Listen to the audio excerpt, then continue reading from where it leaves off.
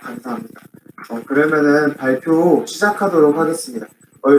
발표 시작하기 전에 이번에 과제가 좀 많이 빡세서 발표를 그렇게까지 완벽하게 준비는 못했어요. 그래서 그거 감안해 주시고 들어주셨으면 감사하겠습니다. 발표 시작하도록 할게요. 안녕하세요. 이번에 항해톡 SSL 발표를 맡게 된 김동현입니다. SSL이란 보안 소켓 계층을 이르는 말로 인터넷에서 데이터를 안전하게 전송하기 위한 인터넷 통신 규약 프로토콜이다 라고 이렇게 두산백과에 정의가 되어 있는데, 그거를 좀 쉽게 말하자면은 클라이언트와 서버 측에서 데이터를 주고받을 때 그 주고받는 데이터의 안전성을 보장을 해주는 규칙이다 라고 생각하시면 될 것 같습니다. 즉 SSL은 서버와 클라이언트가 데이터를 주고받을 때 그 데이터에 대한 안전성을 보장을 해주는 규칙이다라고 생각을 하시면 되고요. 만약에 이 SSL 규칙을 지키지 않게 된다면은 어떤 일이 발생을 하는지 예시를 통해서 한번 보도록 하겠습니다.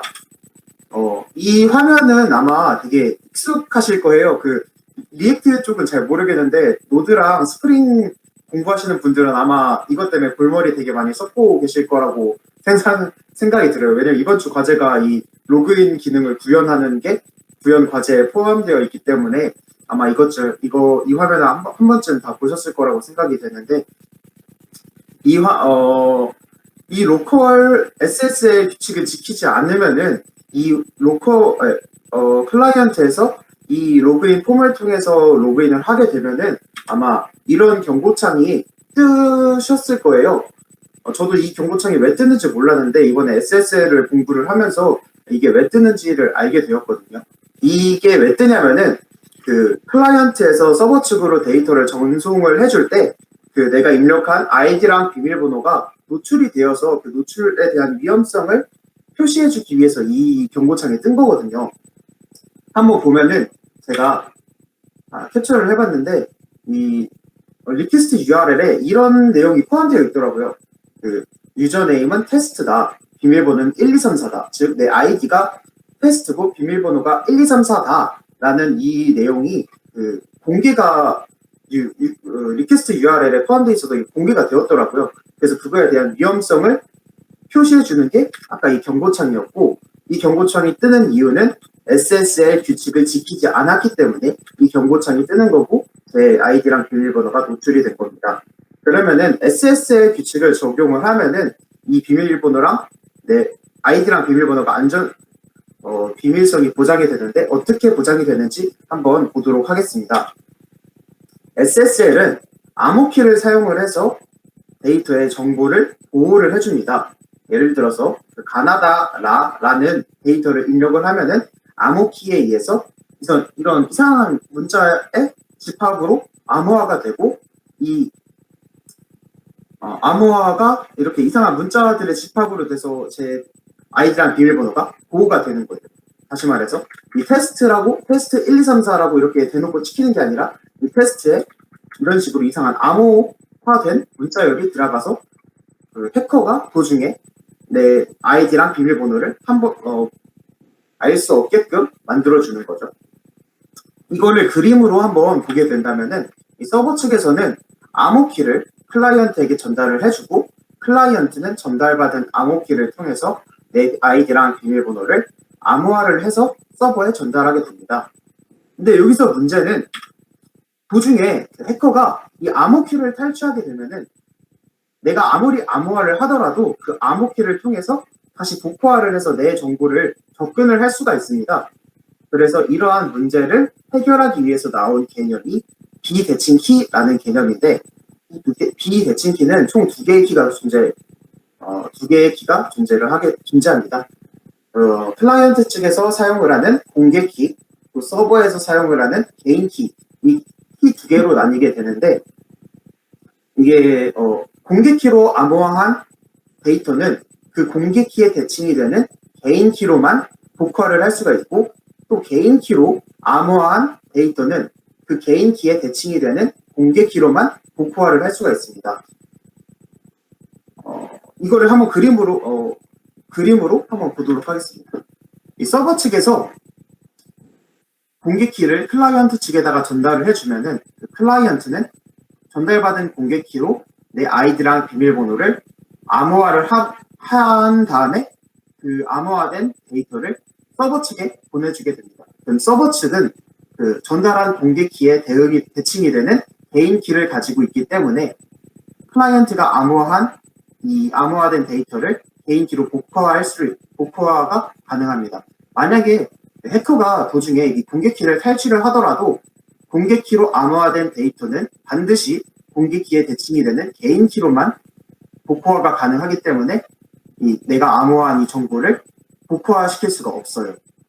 여기서 한 발자국 더 나아가면은 클라이언트는 이 서버 측에서 전달해준 이 공개키가 안전한 것인지, 이 공개키를 사용을 하면은 내 정보의 안전성, 비밀성이 보장이 되는지가 아마 궁금할 거예요.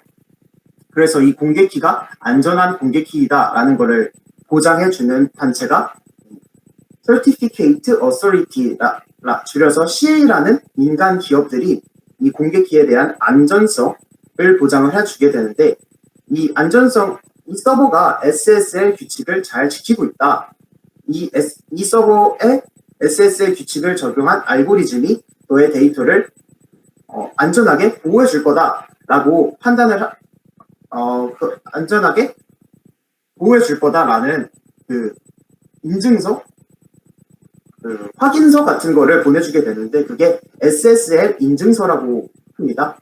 그래서 이 SSL 인증서를 받은 사이트는 클라이언트에게 총 3가지를 보장을 해줄 수가 있는데, 클라이언트에서 보내주는 정보의 비밀성을 보장을 해주고, 또 클라이언트가 정보를 보내는 사이트가 이 안전한 사이트인지 아니면은 안전하지 않은 사이트인지에 대한 정보를 보내주게 되고, 또 클라이언트가 서버 측에 보내는 데이터가 도중에 수정이 안 되고 내가 보낸 데이터를 그대로 서버가 받을 수 있다라는 거에 대한 안전성을 보장을 해줍니다.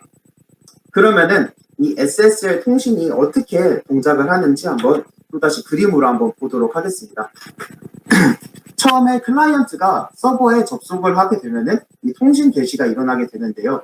이 통신이, 즉 클라이언트가 서버에 접속을 하게 되면은 서버는 CA 단체에서 인증을 받은 이 서버 인증서를 클라이언트 측에 전달해 줍니다. 그럼 클라이언트는 전달받은 인증서가 진짜 CA에서 인증을 받은 인증서인지 검증을 하게 되고, 그 검증을 해서 이게 진짜 CA에서 인증을 해준 이 서버 인증서다라는 걸 확인을 하게 되면은 암호 알고리즘을 통지를 해줍니다. 이 암호 알고리즘을 통지해주는 이유는 클라이언트의 종류는 되게 다양해요. 예를 들어서 오래된 컴퓨터가 있을 수도 있고 최신 컴퓨터가 있을 수도 있고, 어떤 사람은 맥을 쓰고 또 어떤 사람은 윈도우를 쓰고, 이런 식으로 다 환경이 다 다른데 그 환경에서 적용하는 그 암호 알고리즘이 또 다 달라요. 그래서 내가 사용할 수 있는 암호 알고리즘을 서버 측에 보내주게 되면은 서버 측은 클라이언트가 사용할 수 있는 암호 알고리즘 리스트를 확인하고, 이 리스트 중에서 서버 측에서도 사용할 수 있는 알고리즘을 선택을 해서 클라이언트 쪽으로 보내줍니다. 그러면은 클라이언트와 서버가 어떤 알고리즘을 쓸 건지 정해졌으니까 이 정해진 암호 알고리즘을 통해서 공개키를 생성하게 됩니다. 그러면 클라이언트에는 그 서로 약속한 암호 알고리즘을 통해서 만들어진 공개키가 있을 거고, 서버 측에서는 그 공개키에 대칭이 되는 개인키가 있겠죠. 그래서 이런 공개키와 개인키를 만들었으면 클라이언트가 이제 서버 측의 데이터를 전송을 할 때 이 공개키를 통해서 암호화를 시킨 다음에 전송을 하게 되고, 또 서버 측에서는 이 공개키로 암호화된 데이터를 전달을 받아서 서버 측에 있는 그 공개키에 대칭이 되는 개인키로 전달받은 암호를 복호화해서 데이터를 꺼내서 쓸 수 있는 겁니다. 이렇게 해서 그 데이터를 주고받게 되면은 이렇게 주고받게 되고, 이 데이터가 주고받는 게 완료가 되면은 이 통신을 중단하게 됩니다. 이렇게 해서 한 사이클이 끝나게 되는 거고, 이게 SSL 통신이라고 합니다. 지금까지 SSL을 설명을 들어주셔서 감사합니다.